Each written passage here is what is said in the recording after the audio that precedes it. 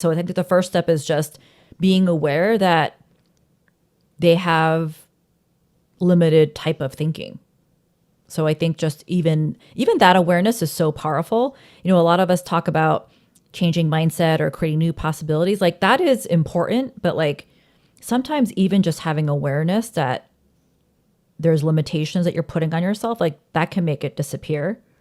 And then it becomes almost effortless to change, right?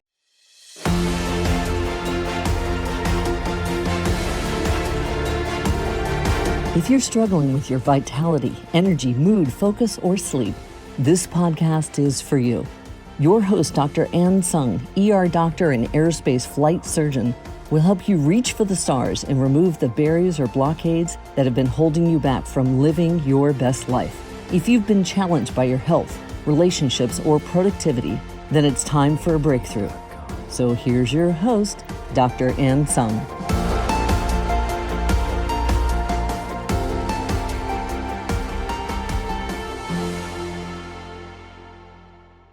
Hello, welcome to It's Not Rocket Science Show, and I am your host, Dr. Tsung. And today I would like to talk about wealth, not just financial wealth, but other forms of wealth as well. And I am very privileged to have Dr. Bonnie Koo here. She is a board-certified dermatologist, and she is also an entrepreneur who started Wealthy Mom MD. It is a website, it's a podcast, it is a coaching business, not just on initially started on personal finance, but there's all different forms of wealth as well, including emotional wealth. And I've talked a lot about in this podcast, you want to reach peak performance and fulfillment. And really, it's a balanced life. And there are 5 freedoms in life. One of them is financial freedom, but there's also location freedom, vitality, time freedom, and emotional freedom. So that's why I decided to bring Dr. Bonnie Koo on here. She had been working with the female physicians mostly in the past. And I just thought that she would be an amazing guest to have on the show to kind of share her wisdom. So thank you for being with us, Dr. Koo. And if you could let us know, just tell us, why is it that you do what you do, and, what sparked this whole adventure? Hi. Well, first of all, thanks so much for having me. Do you want the short or the long version?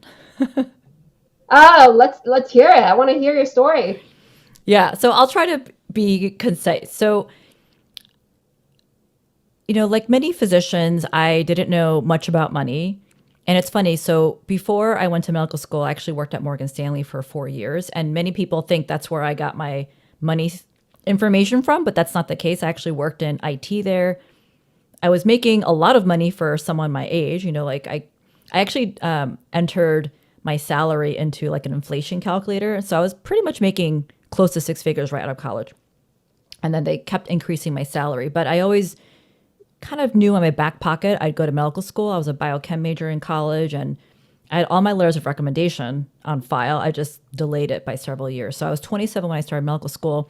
Let's fast forward to the end of my dermatology residency. And basically, I had these 2 co-residents, these 2 guys, and I'm still friends with them. They always talked about money.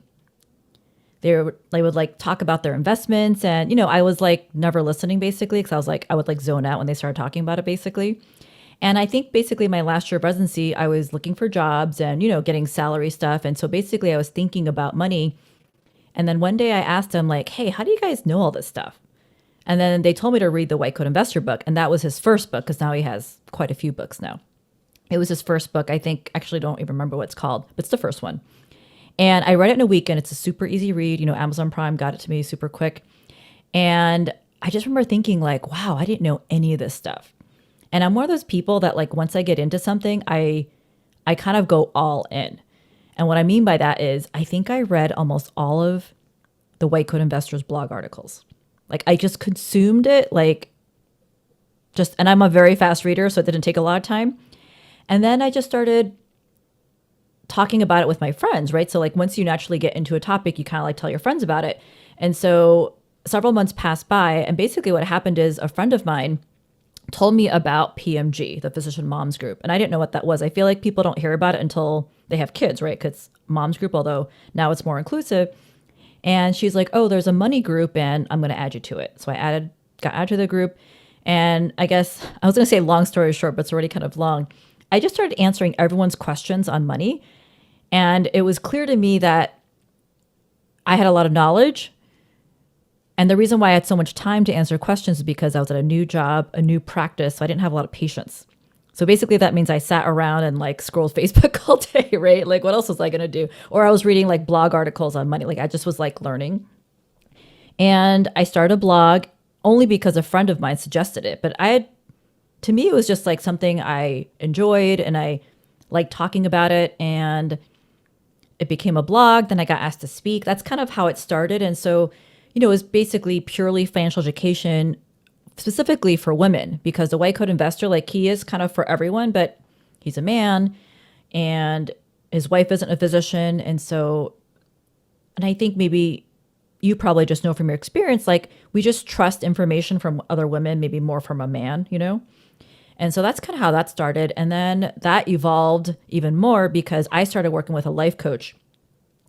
And then I just realized, oh, this is like the missing link to money.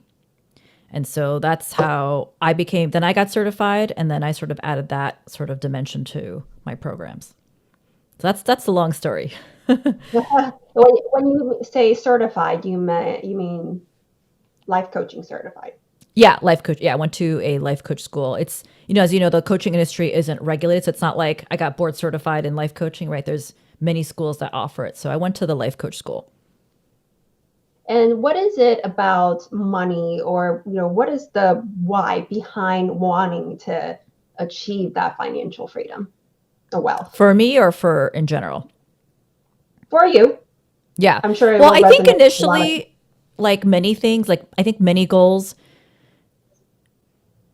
I think we all think that once we get the thing, whether it's money, the guy, the family, that like life will be magical and happily ever after, right? I think a lot of us thought that way about once we became attending, like everyone would tell us, oh, money will be fine. At least that's what I was told. I don't know what you were told. Like, don't worry about your student loans. Don't worry about money. You're going to make plenty of money. And I think it's like, the concept of the arrival fallacy. Like, I thought if I had more money, I'd be happier. I don't know. It's like, now I know that's not true, even though like our brains will always think that once we achieve something, we'll feel better. Right? It's like, but then you're just like always chasing the carrot and the carrot is never there. And so I think that's sort of why I started on the money thing. Like A, to educate myself, and B, I grew up, I wasn't poor. I would say I was like middle class, maybe lower middle class. But I definitely remember growing up thinking that my life would have been better if I had more money. And so that was like the initial. Yeah, the why now is, it's funny, like I still have a little bit of that, yeah, but it really will be a little bit better, right? Right, like in the back of my brain. But I think right now it's evolved to also encompass like life will be more fun. And it's like, I think it's also really important also as, I'm Korean, but like, Asian. I think just the more examples of women that are achieving big things, whether it's money, business, whatever, like I just think it's important to have examples of that because it kind of gives permission to other people that, well, someone that looks like me can do it, maybe I can do it too. And I don't know, it's just so much more fun when you're expanding your life. And when I say expanding, I don't mean necessarily like achieving more or having more money. I think that's part of it. But I think one thing I've really learned, and over even this past year, to be honest, that it's not so much about achieving the thing, but you have to do things and become things in order to achieve it. And I think my whole life, we've all heard it's not about the destination, it's about the journey. But I don't think I really understood it until this year, if that makes sense. It sounds like, you think of the possibility, you expand your belief, you work towards it, you achieve it, and you're like, oh my God, it's a reality. And you expand it even more and more and more. So it's almost like coming from a limited thinking, and you want to help others, like kind of inspire them that they can achieve this, they can go beyond their limits than what they thought it to be as a female physician, right? Yeah. Is that kind of what you mean? Yeah, you said it so much more concise, but yes. Well, I mean, I can really resonate with that because when we did grow up poor because my mom had a company in Taiwan, but that company failed. And I told the story before where when we immigrated here, she essentially worked as a waitress 7 days a week. She's a single mom, and we didn't have money to buy furniture, so we flipped a cardboard box upside down. I use that as my dining table, and I will be ashamed of like if my friends drop me off in the apartment. So because it looked so shabby, and then I thought in my head, oh my God, if I could just make 100,000 a year, life would just be amazing. I would have no problems. Like I would have like achieved the ultimate goal in life. And of course, it's not that way. After you become a physician, and I've met my goal, but at the same time, it's the $200,000 student loan debt, and then yes, your spending does go up, et cetera, et cetera. And they say that after 75,000, any more money that you make probably will not make that much of a difference. But I think I can fully resonate with that now. Yeah. But I think it's the emotional freedom though that you get with the having the wealth, I think is also something that I find important. I don't know if that pertains to you as well.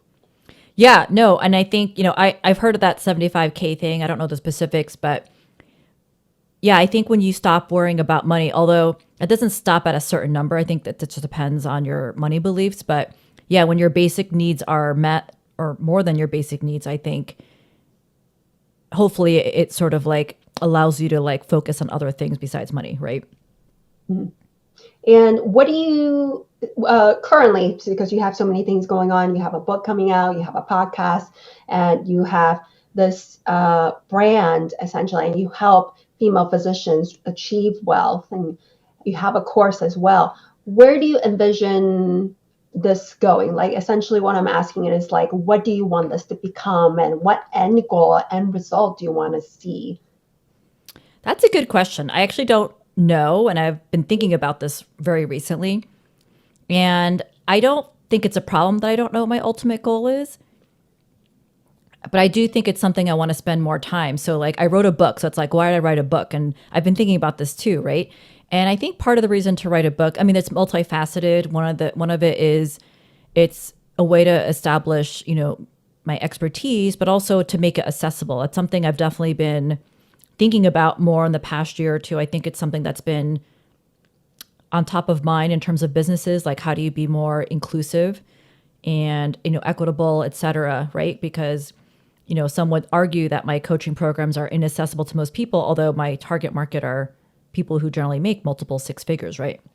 So the book, which will be like $15 and less if you get the ebook and our audiobook, right? And then my podcast obviously is free, but the book is kind of like my core teachings, I guess, if you will, like in a book form, in a concise form that's like super accessible. So, but I guess in terms of my goal, it's like, I think it's impact, right? Impact and legacy. And so one of the things I think about inside my business is like, as a coach, when many coaches start out, like I think of legacy and impact in terms of like, if I die today, like would my message still be out there in the world? And I can definitely say yes, right? Because my podcast is still there as long as someone keeps paying the podcast bills, right? There's like a service, right, to host it with $20 a month. I'm sure someone could figure that out. But my book will always be out there, right? And so I think in terms of like my ultimate goal, like I don't know if I really have one, because I don't have a big goal like.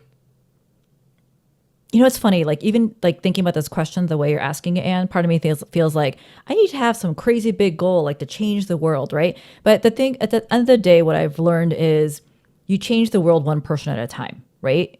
Mm-hmm. And when people talk about changing systems, it all happens with changing one brain at a time. And so I kind of think of, I'm part of like a larger movement to empower women by helping one female physician's brain at a time.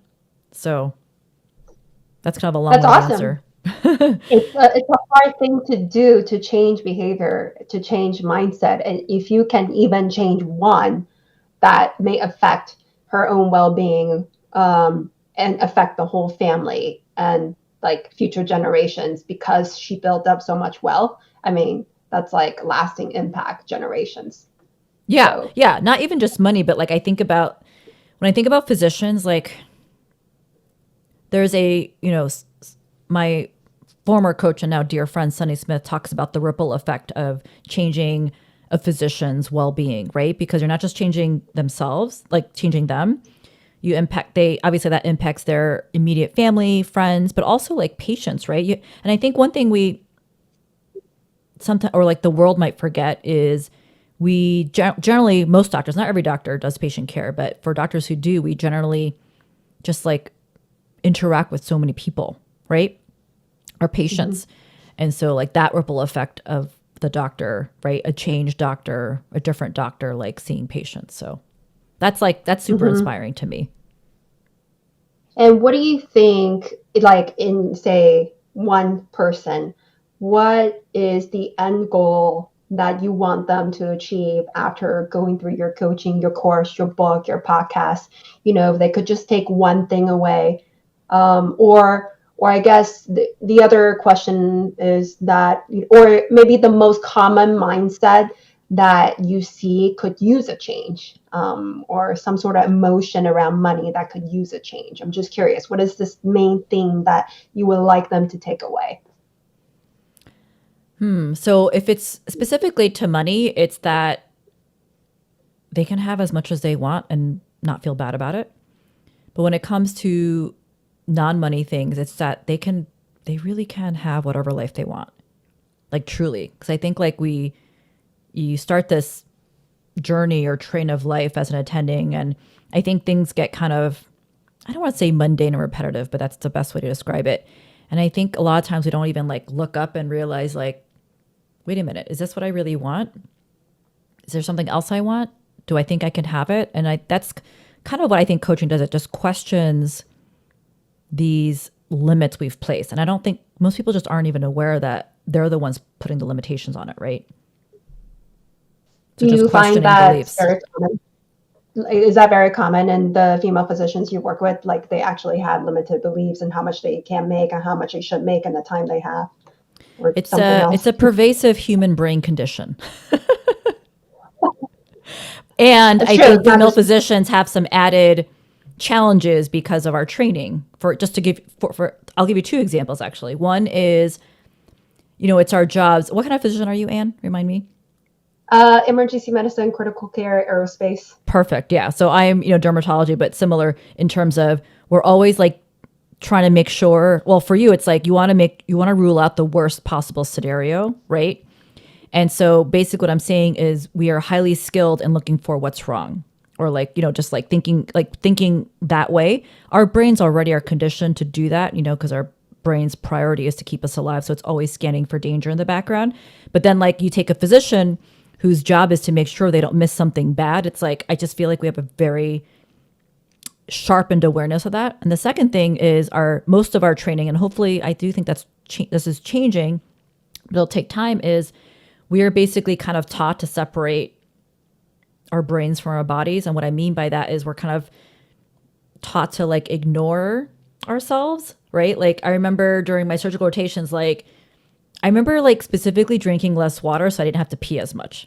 Like stuff like that, right? It's pretty effed up when I look back at it, right? But like to us, it was like normal to do that, or stay up late at night to study and like sacrifice sleep. You know what I mean? Like things like that. And so I just think like the way we've been conditioned because of our training, it kind of predisposes us to have certain types of thinking patterns that aren't useful. Yeah. Self-sabotage. Yeah. And we're also Exactly. incredibly hard on ourselves. Yeah. Yes, I think during my critical care fellowship years were my least healthy 2 years that I've had, because on average I only slept sometimes 4, sometimes 5 for 2 years. And it was just like constant switching. So yeah, we don't look after ourselves. And another thing I think for female physicians, we often give to our family, our children as well. And again, we put them first instead of us first. So would you say that, like, how can, now we're going to move into like the how, like, so with these mindset that needs to change with like limited thinking, what can they do? Like, what is the first step, or what is like the most effective step that they can do to kind of change this limited belief? Yeah, I think the first step is always just awareness that they even have them, right? It's like they don't even realize it's happening. You know that movie, The Matrix? Have you seen it? It's Hmm. kind of like The Matrix. Like people don't even know they're living in a matrix, right? So I think that the first step is just being aware that they have limited type of thinking. So I think just even that awareness is so powerful. You know, a lot of us talk about changing mindset or creating new possibilities. Like that is important, but like sometimes even just having awareness that there's limitations that you're putting on yourself, like that can make it disappear. And then it becomes almost effortless to change, right? Aware of it. And sometimes it just disappears, the awareness of it.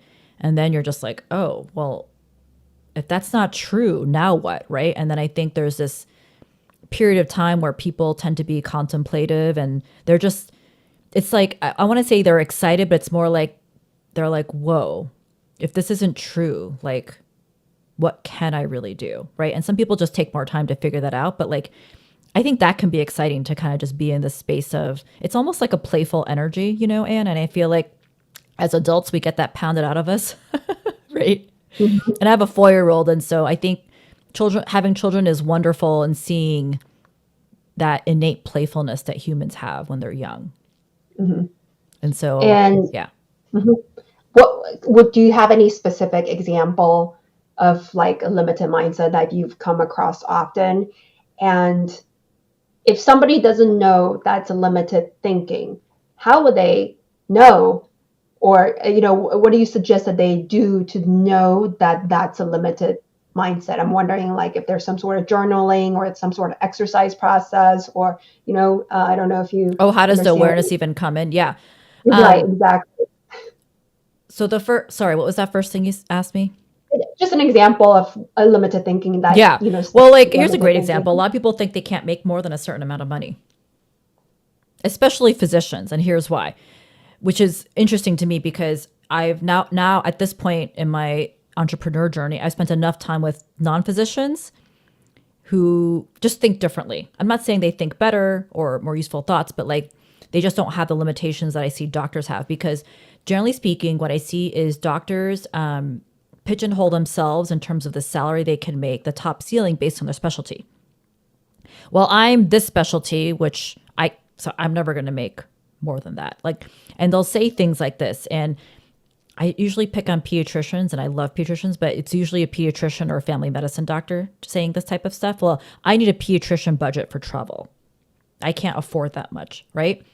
And so that's generally the limitation that I see. And then and sometimes when I'll gently question it, they get upset and they'll give me like, well, here's the MGMA data. See, I can't make more. So that's a very common thing, and that riles me up only because it's just not true, right? Because I know pediatricians who make over $1 million a year, and they're practicing. It's not like this is just practicing pediatrics, not having a side gig or doing other things. And I think also limitations as doctors, we think we can only make money one way in terms of medicine. Well, it makes sense though, right, Anne? Because we're kind of taught in our training, like you become a doctor, you see patients. And not that you shouldn't see patients, that's not what I'm suggesting, but there's so much more you can do with your knowledge. And we have examples of it, right? You see doctors inventing things, right? Like devices, like usually it's a doctor that invented that, right? Or, that's just one example. And then you asked me a second question and I already forgot.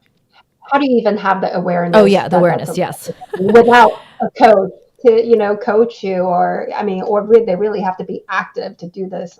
I Just think if any, yeah, go ahead. I think, it really depends on the person, right? But I think it's people like me, people like you have a podcast, I have a podcast, like someone might just stumble upon it, or a friend of a friend might be like, you need to listen to this podcast, or someone listens, they get an idea and they're telling their friend, like that's part of it. And then sometimes they're just ready, right? Like you've heard the saying, like when the student is ready, the teacher appears. And I just think that's so true. And I think that's why it's also so important that there are people like us spreading the gospel, so to speak, right? Yes, it's other people expanding our own beliefs, knowing that it's possible, like seeing other physicians doing real estate, learning real estate, and learning how to put the money they make in practice and to not have to trade time for money because they've invested in other smart investments. Yeah, So yeah, you're right. exactly. We don't learn, like a lot of the physician friends I know, we don't like either don't have time to dive into financial education, or think that real estate is hard, or other types of investments, like to learn how to assess investments is hard, et cetera, et cetera.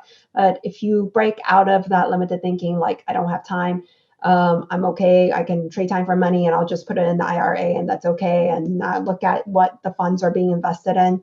I mean, those are things in your control, but many times we have limited thinking that, this is just easier, that I don't have time. So Yeah. And I what, think also the thing with money, right, is that it's just not something that it's talked about, whether you're a doctor or not. And I also think doctors, we have this, how do I explain it? Because we do make multiple six figures and beyond, I think a lot of us think like, well, I make enough money, I'm fine. Like there's no urgency to deal with it, if that makes sense, because the money's always coming in. I think the pandemic has definitely shaken up many doctors, though, to like, especially those who had a loss of income, right, because of, obviously COVID. So I think many physicians have been like, oh, maybe our job isn't as stable, or, oh, maybe I should pay attention to money now. So, I think that's good that there's more awareness of money. And plus, because of people like the white coat investor, who kind of was the first trailblazer, like there's just more resources out there now. and speaking of resources, would you recommend like a resource or a book or app that you have found useful throughout your learning journey, like for a beginner? And of course, we'll also talk about, please talk about what you offer as well in the book that's coming out. Yeah. I mean, there's so many resources, right? But like, I don't like to overwhelm people, right? So I would say if there's a book someone wanted to sort of like learn about expanding their mind, I would say my favorite book, and this is probably more for a woman, although a man can certainly read it. It's Marie Forleo's book, Everything is Figure Outable, because she addresses a lot of stuff, including money and time, but all about limiting beliefs, etc. So I think that is a great book. It's an easy read. There's exercises. And if they want something specifically for money, my book and the White Coat Investors books, I think, are great. Could you talk a little bit about your book, please? Yeah. The title, the premise, when it's coming out. Yeah, the book is called Defining Wealth for Women, Peace, Purpose, and Plenty of Cash. And it is a book. I'm basically debunking. Every chapter has a myth in the title. And so each chapter is debunking a common money myth, like money is complicated, money is stressful, or money has morals, etc. And I kind of present information in a few ways. One is I kind of explain the history of money socialization when it comes to women specifically, just like the history, right? Because just for a quick example, it wasn't until the late 70s that women we could not, as a woman, open a line of credit without a man's signature. Like that's just crazy. That wasn't even that long ago, right? I was born in 77, so I think it was 74 that this law was passed, for example. And history has lasting effects, right? Because it informs people's beliefs. Right? People think if it was a law, then it must be true. You know what I mean? And so there's like that effed up history, and then it's just the way and also the way our brains are wired. And so many of us don't even know why we think the way we do. We just think this is the way I am, or just no one talks about that, right? So it's like marrying the cognitive science behind our brains, how it relates to money as a woman. And there's some practical information as well about budgeting and debt, etc. So I think it's a book to help expand a woman's, I guess, her belief about money and what's possible for her, but in the context of money, but also, as the title suggests, peace, purpose, and plenty of cash. Like money is great, but money is useless if you're in emotional poverty, right? So it's like having peace of mind, like having purpose. Like I think as human beings, like we are, I don't want to say happiest because I don't think that's the goal, but we are most happy, sort of in sync, feel like we're in flow, whatever you want to call it, when we feel like our life has meaning and purpose. So I think it's just important to like address all three things. And I'm wondering, throughout your journey, how has your emotional health like progressed, through after learning about personal finance, wealth, changing mindset? And I'm asking because, I want to know the listeners to know kind of what is kind of the end vision or dream or the emotional freedom they can achieve, if they start on this path. So I'm Yeah. curious what it has done for you. Yeah. And I think the biggest lesson, or like, if I could just say like one thing, is like the circumstances of the world, like your job, whether you're married or not, whether you know, you get sick or someone else close to you gets sick, like those don't actually create your emotions. And knowing that you have agency over your internal world, it can sound scary. It can sound like horrible news, or it can sound like great news, depending on where you're at emotionally. And I actually, what comes to mind is there's a Holocaust survivor who wrote a book called The Choice. Have you heard of it? I'll jot it down. So, and so I think of her like she was in the Holocaust as a teenager, and she talks about how she always chose to still have emotional freedom despite being physically imprisoned. And so I think about that a lot. Like when someone truly knows that they have agency over their emotions and ultimately their life, like that to me is true power. Like someone could take away everything and I could still have the fortitude to know that I can recreate everything. Like the money isn't what makes me great or whatever, you know? And I think I'm not there yet, like 100% in, but I think like that's kind of like the goal is to always be at peace no matter what's going on. Yeah. It's the five freedoms. One of them is the emotional freedom. When you can work on your physical body, you're healthy. The next thing you work on is your brain and your emotions. And if you can control your thoughts, think about your thoughts and emotions, and be able to change the story, change the limiting beliefs, and have full control over your amygdala, essentially the reactive amygdala. I think that is true power, like you said. And I think a lot of people would want that as an end goal because we often are under stress and we're often reacting all the time. Yeah, So, exactly.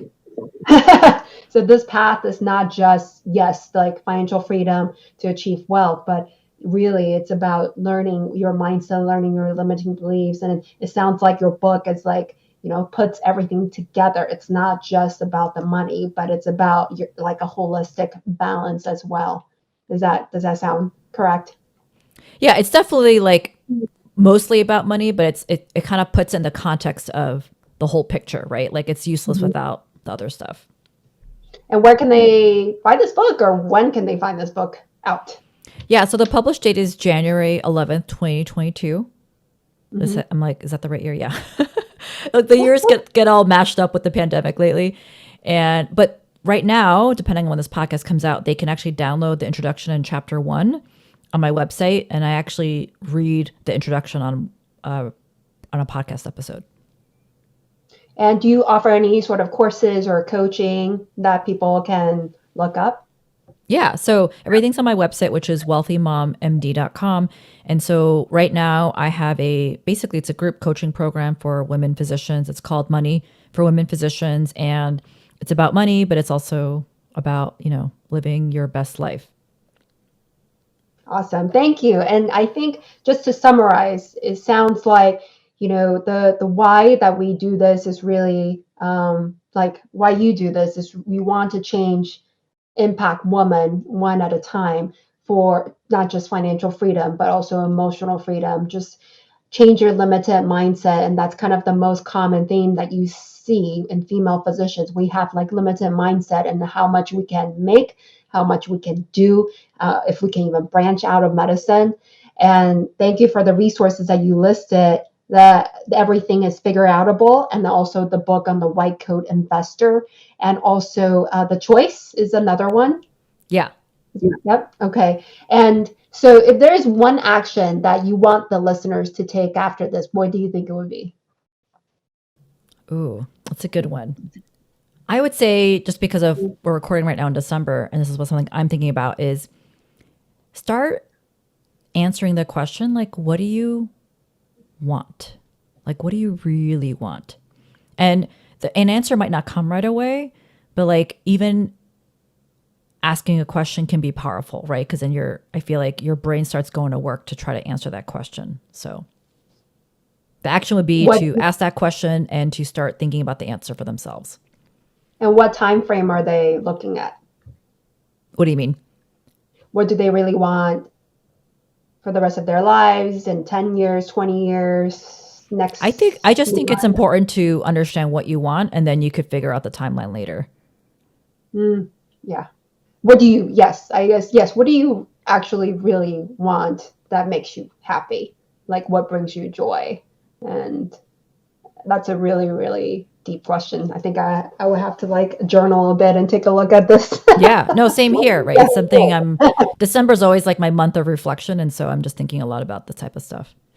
Yeah, yeah, because we're often like, caught up in the day-to-day tasks and we go to work and we're just going with routine. But in the end, is it really contributing to what we really want, or are we moving further away from what we really want? So Yeah, thank you totally. so much, Bonnie. Thank you. I You're appreciate your welcome. time, your wisdom, and yeah, you're also like your efforts in trying to making an impact, not just female physicians, but I'm sure like people around the world, anybody really would benefit from the information that we did today. Awesome. You're welcome. Thanks so much for having me. Thank you. And remember, everything we need is within us now. Please go to itsnotrocketscienceshow.com. And over there, you'll find the resources that we talked about, the book links, and also the transcript, the show notes. That's it for today's episode. Head on over to iTunes and subscribe to the show.